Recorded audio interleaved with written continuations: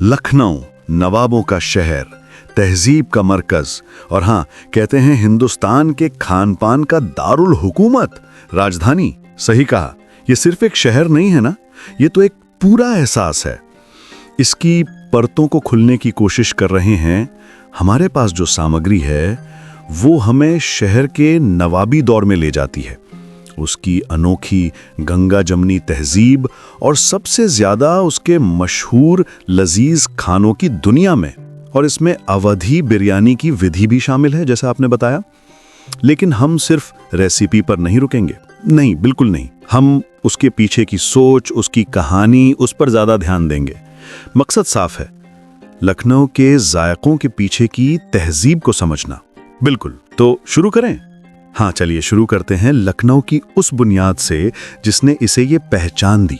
मतलब 18वीं सदी, नवाब आसिफ उद्दौला, उनका इसे अवध की राजधानी बनाना ये एक बड़ा मोड़ था, बहुत बड़ा। वो सिर्फ सियासी फैसला नहीं था।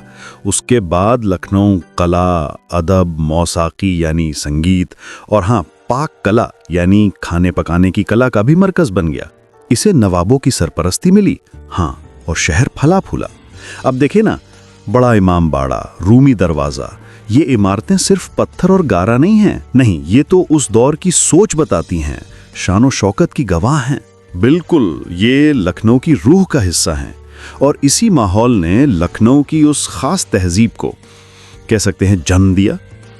वो पहले आप वाली नज़ाकत, हाँ, वो बोलने का सलीका, आपसी मेलजोल का एक खास अंदाज। यहाँ लखनऊ में खाना पकाना और खाना, ये महज पेट भरने की ज़रूरत नहीं है। अच्छा, ये एक कला है, एक इत्मीनान का अमल है, शहर की नफासत का आईना है, कह लीजिए।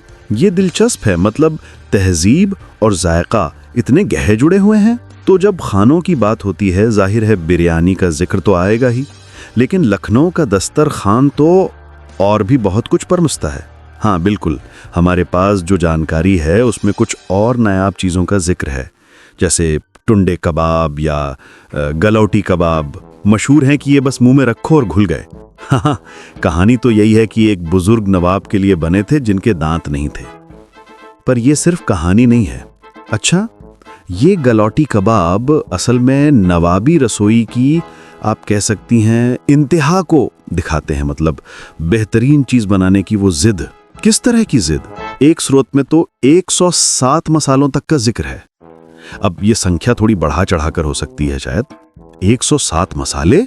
हाँ, लेकिन ये इशारा करती है कि जोर मसालों की तेजी पर नहीं था, तो किस पर था? उनकी बारीकी, उनकी खुशबू और उनका आपसी संतुलन। ये शाही सरपरस्ती और पाक कला में नए नए प्रयोग करने की जो इच्छा थी ना, उसे दिखाता है। समझ गया, मतलब स्वाद की परत दर परत। कमाल है। फिर एक और नाम है कुलचा निहारी, अक्सर सुबह का नाश्ता। जी हाँ, धीमी आंच पर घंटों पकाया गया गोश्त और साथ में वो नरम कुलचा। घंटों पकाया गया, निहारी की जान ही उसका धीमी आंच पर पकना है। उसे रात भर या कम से कम कई घंटों तक गोश्त को मसालों के साथ पकाया जाता है। उससे क्या होता है? उससे गोश्त का रेशा रेशा एकदम नरम पड़ जाता है और शोरबा गाढ़ा, लसलसा और बहुत जायकेदार बनता है।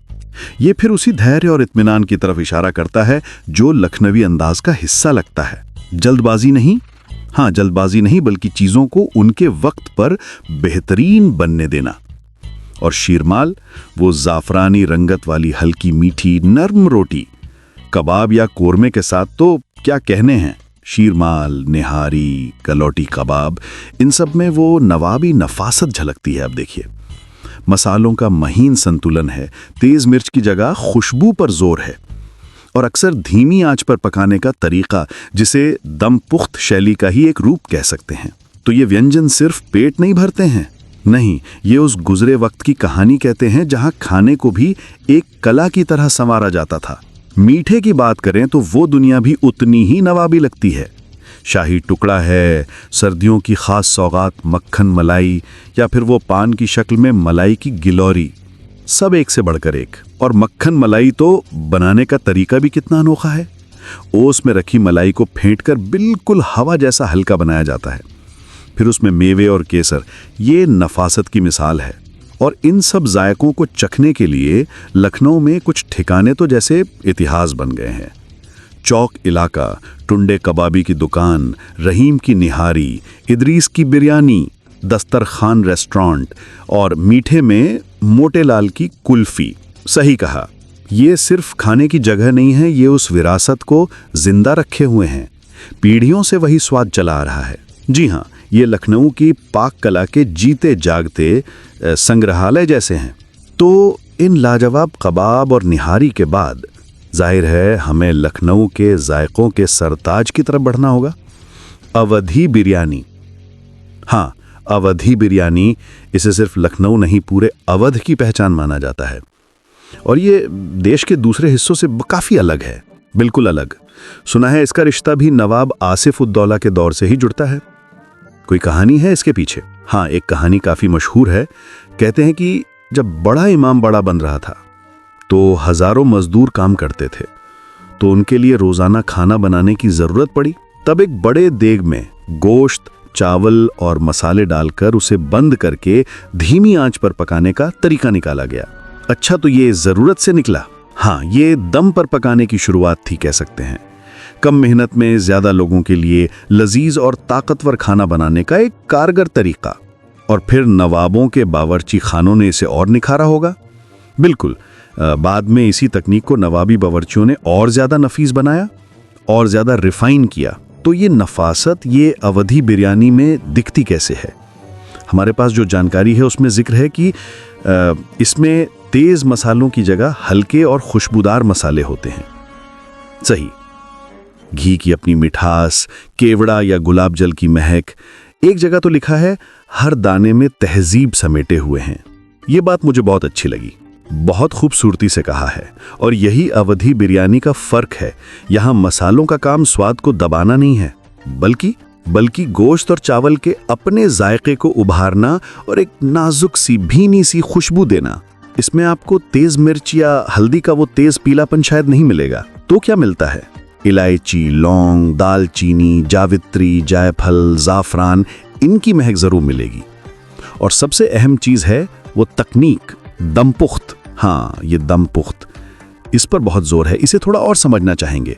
ये सिर्फ धीमी आंच पर पकाना है या कुछ और भी है इसमें?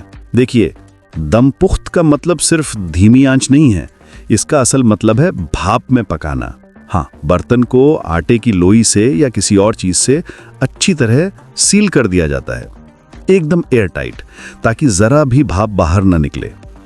फिर इसे बहुत धीमी आंच पर, पहला तो ये कि धीमी आंच और अंदर बंद भाप वो गोश्त को इतना नरम और रसीला बना देती है कि वो बस मुंह में घुलने लगता है, कुछ वैसा ही। दूसरा, गोश्त और मसालों का सारा अर्क, सारी खुशबू वो चावल के हर दाने में एक निश्चित वक्त तक, जैसे 20-25 मिनट या 24-25 मिनट तक पकने दिया जाता है।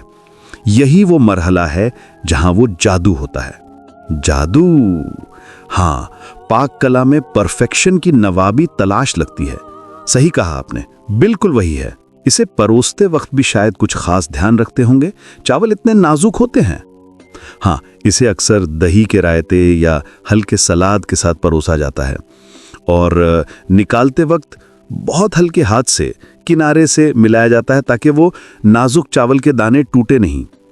वाह, ये सुनकर ही अंदाजा हो रहा है कि ये सिर्फ एक डिश नहीं है, ये तो एक पूरा अनुभव है। बिल्कुल, तो ये साफ है कि लखनऊ वाकई एक ऐसा शहर है जहां इतिहास, तहजीब और जायका ये एक दूसरे से जुदा किए ही नहीं जा सकते।